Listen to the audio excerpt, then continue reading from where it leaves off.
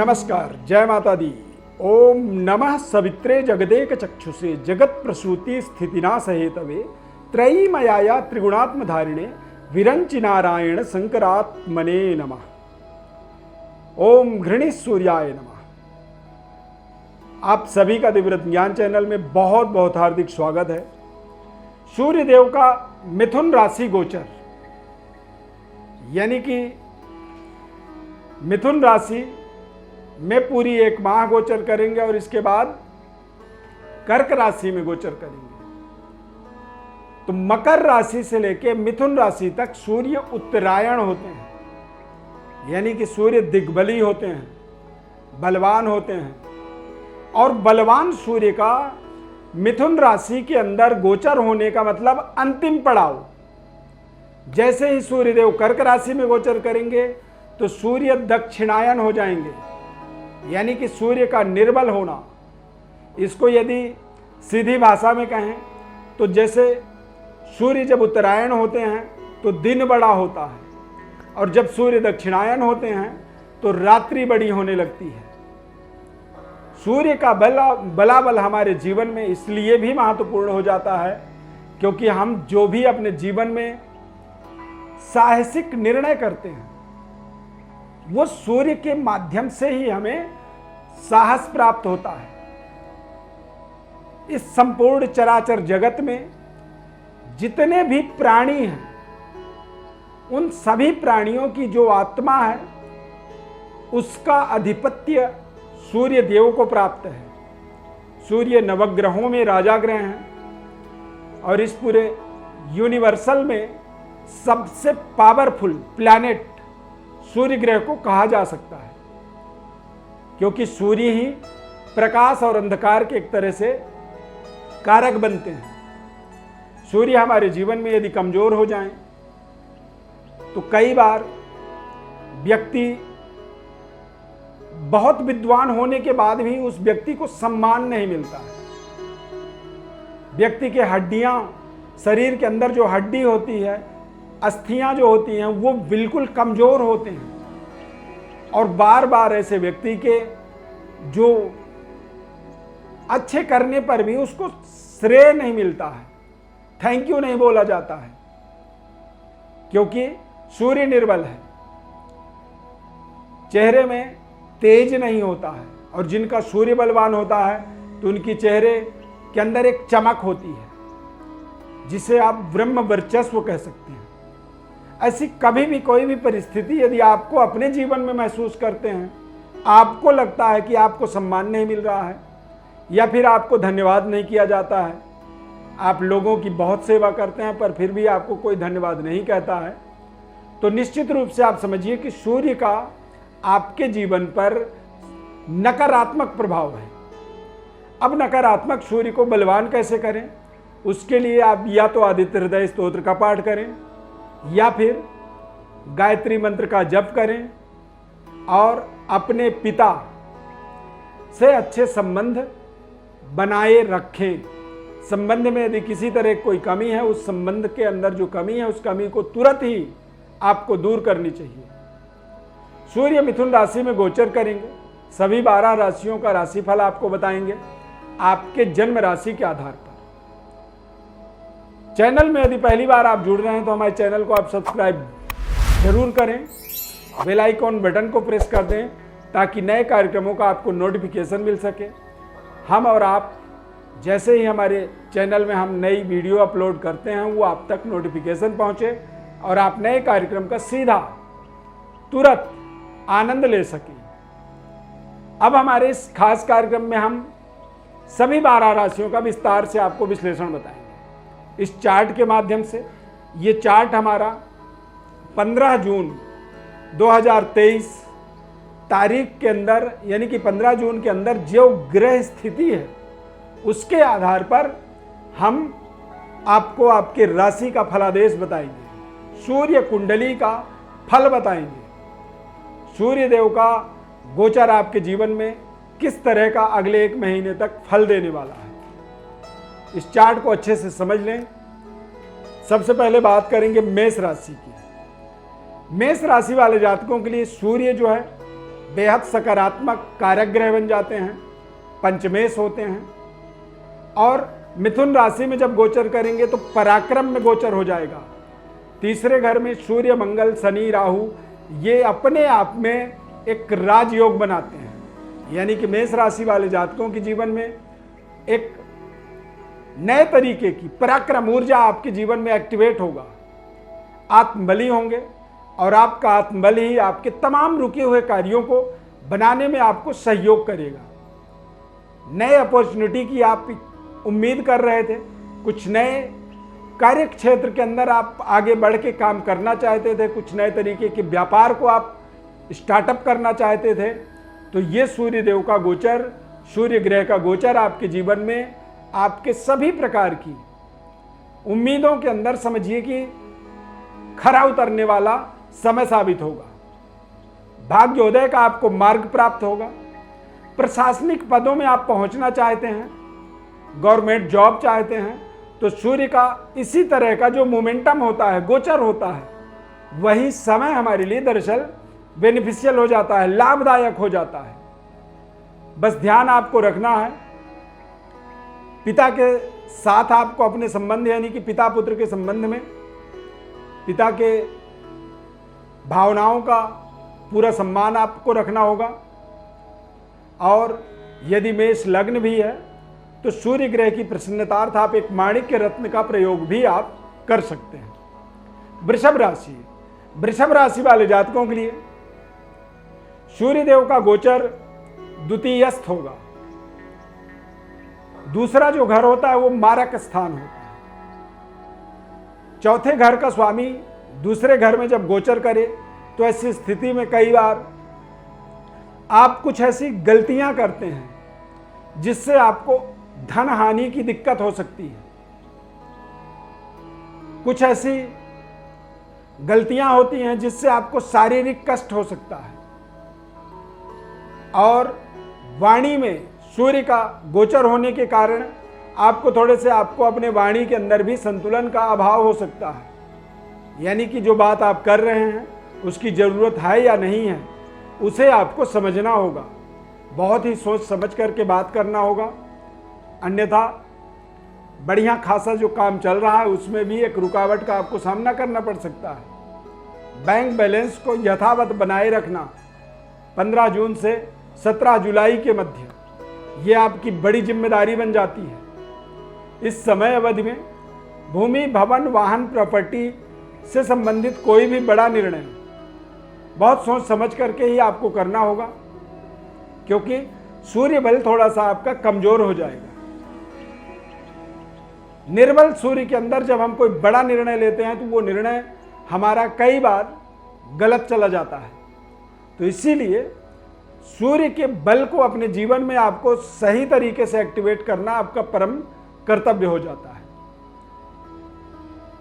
मिथुन राशि, मिथुन राशि वाले जातकों के लिए सूर्य का मिथुन राशि में गोचर होने का मतलब होता है कि आप बेहद ताकतवर बनेंगे, आत्मबली होंगे।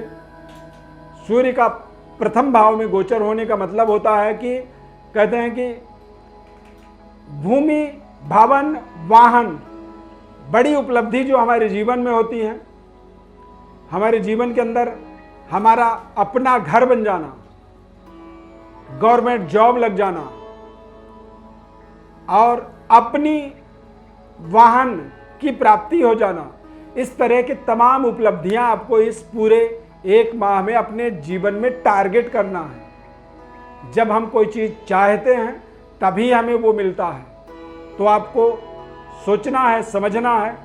और जब हमारे जीवन में सूर्य का बल हमें प्राप्त होता है ना, तो हम कई बार असंभव को भी संभव बना देते हैं। मिथुन राशि वालों के लिए ये एक बेहद सुनहरा अवसर है। 15 जून से 17 जुलाई के मध्य। कर्क राशि, कर्क राशि वाले जातकों के लिए सूर्य का गोचर द्वादश भाव में होगा। द्वितीय होकर के द्वादश भाव में जब गोचर करते हैं तो थोड़े से अपने खान पान का, डाइजेशन का आपको ध्यान रखना होगा। आंखों का विशेष केयर करना होगा और पारिवारिक समस्याओं को बड़ा सोच समझ करके आपको हल करना होगा। इस समय में इस पूरे एक माह के अंदर, यानी कि 15 जून से 17 जुलाई के मध्य थोड़े से खर्चे आपके बढ़ेंगे और थोड़े से आप कोई भी निर्णय करेंगे उसमें आप डरे हुए रहेंगे, आत्मबल का अभाव मिलेगा। तो आपको थोड़े से सोच समझ करके निर्णय करना होगा, पारिवारिक जिम्मेदारियों को निभाना होगा और लोभ लालच प्रलोभन वाली प्रस्तावों से अपने आप को बहुत दूर रखना होगा। परिवार के किसी भी सदस्य के भावनाओं को आहत होने से अपने आप को रोकना होगा, अन्यथा कई बार ऐसे समय में, ऐसे सूर्य के गोचर में अच्छी खासी हमारी जो पारिवारिक सुख शांति होती है उसमें अशांति बन जाती है। सिंह राशि, सिंह राशि वाले जातकों के लिए सूर्य का मिथुन राशि गोचर बेहद शानदार रहेगा, लाभदायक। सूर्य का गोचर आपको मनपसंद जॉब की अपॉर्चुनिटी देगा, अवसर देगा। गवर्नमेंट जॉब के लिए अपेक्षित हैं तो गवर्नमेंट जॉब की आपको कॉल लेटर मिल सकती है। रुका हुआ धन की प्राप्ति हो सकती है। पिता और पिता तुल्य लोगों के द्वारा आपको पर्याप्त धन का प्राप्ति और नए प्रोजेक्टों की शुभारंभ का समय, सभी प्रकार के आपके जीवन में मंगल कार्यों को कंप्लीट करने का ये समय रहेगा और आप अपने जीवन के महत्वपूर्ण उपायों को, महत्वपूर्ण उपलब्धियों को इसी समय में जोड़ने की अपने जीवन में टारगेट रखें। इस समय में आप बड़े बड़े अपने जीवन के जो सपने हैं उनको साकार करने की विचार अपने दिमाग में अवश्य रखें। कन्या राशि, कन्या राशि वाले जातकों के लिए सूर्य का गोचर 10वें भाव में, दिग्बली सूर्य अपने आप में ताकतवर है। इस टाइम के अंदर यदि देखेंगे तो संतान की प्राप्ति का समय इसे कह सकते हैं, गवर्नमेंट जॉब की प्राप्ति, कारोबार व्यापार का बड़ा विस्तार का टाइम इसे मान सकते हैं। और ये समय आपके जीवन में तमाम तरह के उपलब्धियों को जोड़ने वाला होगा। द्वादश भाव का स्वामी जब 10वें भाव में गोचर करता है तो बड़े खर्चों का सामना करवाता है, लेकिन यदि कोई बड़ी प्रॉपर्टी लेनी है, बड़ी कोई शोरूम बनाना है, कोई फैक्ट्री बनानी है और उसमें यदि आप खर्च कर रहे हैं तो वो खर्च भी आपके लिए लाभदायक ही होता है। यानी कि एक सही इन्वेस्टमेंट का एक शानदार सुनहरा अवसर इसे आप अपने जीवन में मान सकते हैं। तुला राशि, तुला राशि वाले जातकों के लिए सूर्य का गोचर आपके भाग्य में, भाग्य में जब सूर्य का गोचर होता है तो ऐसे समय में कई बार आपकी जो वास्तविक व्यवहार होता है आप उससे बदल जाते हैं। अपने भाग्य में ही आपको संदेह होने लगता है और आपका जो विचारधारा है, आपकी जो सोच है, धर्म कार्यों में थोड़ी सी अरुचि आ जाती है। विशेष बेवजह कार्यों की जिम्मेदारी आपकी बढ़ने लगती है।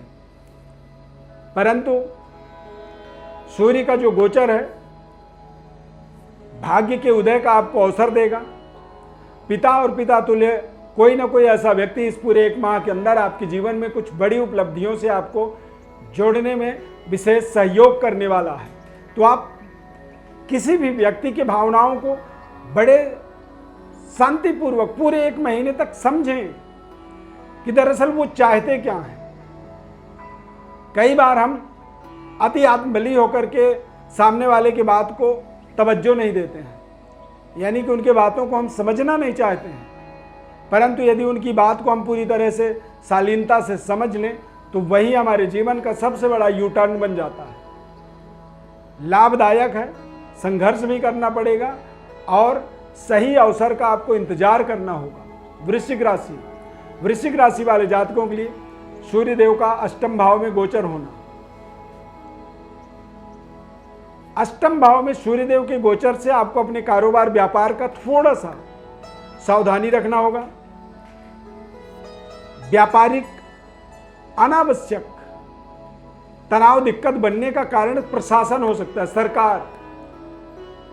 तो अपने सरकारी दस्तावेज को बिल्कुल करेक्ट रखें, किसी भी दस्तावेज में सोच समझ करके हस्ताक्षर करें और सरकार के किसी भी गाइडलाइंस का उल्लंघन बिल्कुल भी ना करें। समय समय पर सरकार के गाइडलाइंस को थोड़ा सा फॉलो करना आपके लिए इस समय में जरूरी होगा, अन्यथा सरकार के द्वारा आपको मानसिक अशांति का कुछ फरमान प्राप्त हो सकता है। तो बचने की आपको पूरी सलाह इस पूरे 15 जून से 17 जुलाई के मध्य रहेगा। धनु राशि के जातकों के लिए सूर्य का गोचर मिथुन राशि यानी कि भाग्येश जो है सप्तम भाव में गोचर करेंगे, और भाग्य के स्वामी जब सप्तम भाव में गोचर करते हैं तो इससे व्यापारिक सफलता, पारिवारिक सफलता, वैवाहिक सफलता, यानी कि अविवाहित हैं तो विवाह के भी अवसर यहाँ पर बनते हुए देख सकते हैं। पारिवारिक सुखद वातावरण बनेगा और नए कारोबार, व्यापार का स्टार्टअप, नई बिगिनिंग, नई शुरुआत करने के यहाँ पर तमाम आपको शानदार सुनहरे अवसर प्राप्त होने वाले हैं। मकर राशि वाले जातकों के लिए सूर्य का गोचर मिथुन राशि में होने का मतलब होता है अष्टमें षष्ठ भाव में आ जाएगा। तो ऐसी स्थिति में आपको यात्राओं में सावधानी रखने की आवश्यकता है। यदि आप विदेश में रह रहे हैं तो कोशिश करें कि आप सरकारी किसी भी गाइडलाइन का उल्लंघन न करें, अन्यथा सरकार के द्वारा वहां दंड प्राप्त हो सकती है आपको। कोई भी बड़ी इन्वेस्टमेंट का परहेज करें, बचें उससे, और किसी भी तरह के भ्रष्टाचार, करप्शन, घूस के लेन देन से ऐसे समय में बचना आपके लिए बहुत जरूरी है, अन्यथा लज्जित दोष का सामना करना पड़ सकता है। अष्टमें षष्ठ भाव के अंदर जब गोचर करता है तो हम अपने शत्रु को ही अपने सामने बुला के बैठा लेते हैं, यानी कि आ बैल मार मुझे वाली स्थिति का निर्माण होता है। तो मकर राशि वालों के लिए सूर्य देव की उपासना करना होगा और 1 महीने बिल्कुल आपको सावधानी पूर्वक समय को व्यतीत करना होगा। कुंभ राशि वाले जातकों के लिए सूर्य का पंचम भाव में, सप्तमेश पंचम भाव में गोचर करने का मतलब होता है व्यापारिक पर्याप्त सफलता, संतान प्राप्ति, प्रशासनिक पदों पर पहुंचने के लिए, सरकारी नौकरी के लिए, गवर्नमेंट जॉब के लिए आपको सुनहरे अवसर की प्राप्ति,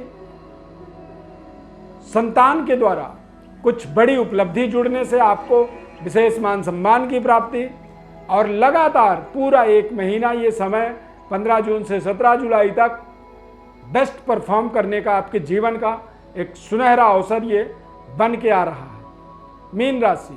मीन राशि वाले जातकों के लिए चतुर्थ भाव में सूर्य का गोचर होने का मतलब होता है कि थोड़े से अपने खान पान का, स्वास्थ्य का आपको ध्यान रखना होगा। भूमि, भवन, वाहन, प्रॉपर्टी जैसी महत्वपूर्ण निर्णय सोच समझ करके लेना होगा, और इस समय अवधि में कोशिश करें कि कर्ज लेने से आपको बचना चाहिए।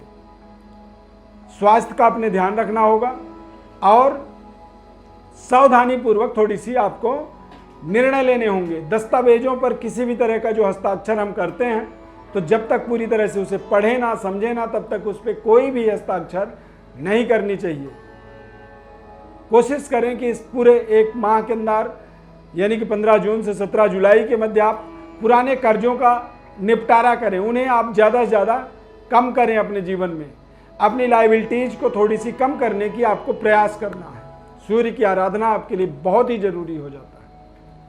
प्रिय दर्शकों, ज्योतिष परामर्श चाहते हैं, अपने जीवन के बारे में आप समझना चाहते हैं, तो ये चार्ट में आप देख सकते हैं कि इसमें हमारा व्हाट्सएप नंबर दिया हुआ है। उसी नंबर पर आप अपनी बर्थ डिटेल भेजें, हमारी तरफ से संपूर्ण विश्लेषण हम आपको कॉल करके बताएंगे। चैनल को आप सब्सक्राइब जरूर करें, फेसबुक पेज में देख रहे हैं तो पेज को लाइक करें और हमारे साथ जुड़े रहें। इस खास कार्यक्रम में जुड़ने के लिए बहुत बहुत धन्यवाद। जय माता दी।